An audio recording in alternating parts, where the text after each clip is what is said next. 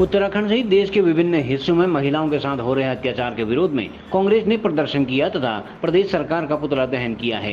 SBI तिराहे पर विरोध प्रदर्शन करते हुए कांग्रेस कार्यकर्ताओं ने कहा कि मणिपुर, उत्तराखंड सहित देश के विभिन्न हिस्सों में महिलाओं के साथ अत्याचार किए जा रहे हैं, लेकिन सरकार मूक दर्शक बनी हुई है। हरिद्वार में भाजपा के एक नेता पर महिला के साथ दुराचार करने का मामला सामने आने के बाद भाजपा सरकार की कथनी व करनी में फर्क साफ दिख रहा है।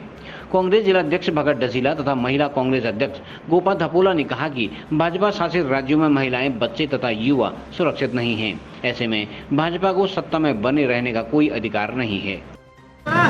इस मुद्दे को लेकर के मैं ये कहना चाहूँगा, देखो देश में आज इतना भ्रष्टाचार हो चुका है, कुछ कहा नहीं जा सकता है कि उसकी असीमित भ्रष्टाचार हो चुका है। अब मणिपुर का जैसे मामला है, मणिपुर में देखो महिलाओं के साथ ऐसे निर्वस्त्र करके उनको घुमाया गया भीड़ ने, और अभी तक उसमें खाली एक बाहरी तौर से FIR दर्ज किए हैं, लोगों के नाम है नहीं हैं, और क्या न तो उनकी गिरफ्तारियाँ हुई हैं।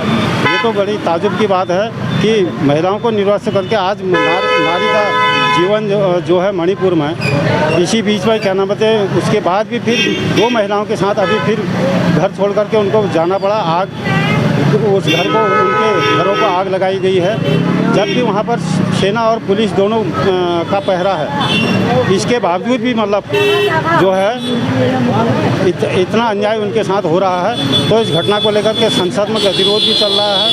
संसद चल नहीं पा रही है। ताजुब की बात है कि सरकार ये चाहती है कि संसद चले ही नहीं, वो अपने नाकामी को छिपाने की कोशिश कर रही है। देखिए, आज जिला कांग्रेस कमेटी के तत्वावधान में हम लोगों ने प्रदेश सरकार और केंद्र सरकार के खिलाफ जो पुतला दहन किया है, हमारी सिर्फ ये मांग है, ये जीरो टॉलरेंस सरकार अपने को कहते हैं और भ्रष्टाचार मुक्त समाज की बात करते हैं, लेकिन आज जो घटनाएं अभी तक की हुई हैं, चाहे अंकिता भंडारी हत्याकांड हो, चाहे बिजली से करंट से मरने वाले की हो, चाहे ब्रजभूषण शरण सिंह वाला मामला हो, किसी में भी जाँच के अलावा इनके पास करने को कुछ नहीं है। सिर्फ जाँच करते हैं और कुछ समय बाद उसको ठंडे बस्ते में डाल देते हैं। तो ये अपने आप को भ्रष्टाचार मुक्त कहने वाली पार्टी आज एक भी मुद्दे को ये लोग उजागर नहीं कर पाए। क्यों नहीं कर पाए? क्योंकि इनके अपने आदमी, अगर विपक्ष ने काम किया होता, शायद विपक्ष के लोगों को अभी तक ये जेल में डाल चुके होते।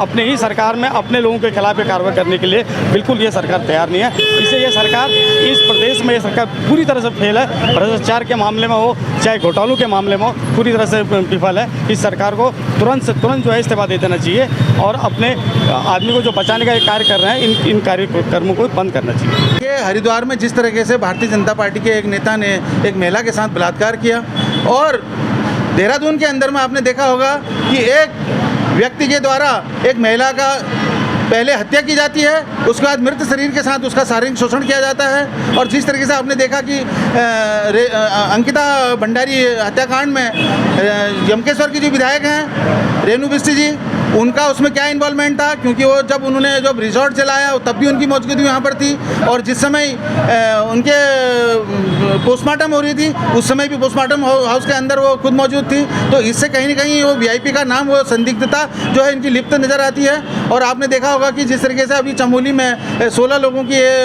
कालातीत मृत्यु हुई है, उसमें भी कहीं ना कहीं इनकी वो है, और अभी तक का दोषियों को सजा नहीं मिली है। छोटे लाइनमैनों को वगैरह पकड़ करके अपनी इतिश्री कर ली सरकार ने। इसलिए मैं कहना चाहूँगा, इस भ्रष्टाचारी सरकार ने को जो है तुरंत इस्तीफा दे देना चाहिए अपने पद से। और देखिए, देश के अंदर में इतनी अव्यवस्था फैली है, अभी गुरुग्राम के अंदर में आपने देखा होगा इतनी आगजनी और इतनी तोड़फोड़ हुई है, और मणिपुर के में जो आज 3 महीने बीत गए हैं और दोषियों को अभी तक कार्रवाई नहीं कर रखी है उनके ऊपर। तो इसलिए मैं कहना चाहूँगा, इस भारतीय जनता पार्टी की, चाहे केंद्र की सरकार हो, चाहे वो राज्य की सरकार हो, चाहे ये डबल इंजन की सरकार कहते हैं, और इस सरकार को तुरंत अपने पदों से इस्तीफा दे करके और दोबारा से चुनाव करा करके नई सरकार को लाने का काम करना चाहिए जनता ने। सरकार तो बहरी भी हो गई है, गूंगी भी है, और सरकार निष्क्रिय भी हो गई है, निरंकुश भी हो गई है। सरकार से मांग करना अब मतलब ऐसा लग रहा है कि भैंस के आगे बीन बजाना जैसा। देखिए, आज महिलाएं इस सरकार में, इनके शासनकाल में महिलाएं असुरक्षित हैं। हर गरीब तबके का व्यक्ति असुरक्षित महसूस कर रहा है, और यहाँ पर जो है महिलाओं के लिए महिलाओं का अपराध करने वाले खुले सरकार के संरक्षण में हैं और वो सरकार की सह पाकर जो है खुलेआम घूम रहे हैं और हमारी महिलाओं का जो है उत्पीड़न इस तरीके से किया जा रहा है। और जहाँ जिस देवभूमि में हम रहते हैं, जहाँ पर हम सोचते थे कि हमारे ऊपर कभी ऐसी आँच नहीं आएगी, इस तरीके का शोषण, शारीरिक शोषण हम लोगों का नहीं होगा, तो आज हमारी बहनों को जो है मार के उनके साथ दुर्व्यवहार करने के बाद कूड़े के ढेर में जैसा फेंकी जाती हैं हमारी माताओं को, बहनों को, तो इससे शर्मिंदगी का विषय क्या हो सकता है। और मैं तो जनता से अपील करना चाहूँगी, जनता ही इसमें जनता जनार्दन माना गया है, तो जनता से मैं अपील करना चाहूँगी कि ऐसे निरंकुश सरकार को उखाड़ फेंकने का काम आपको करना होगा, नहीं तो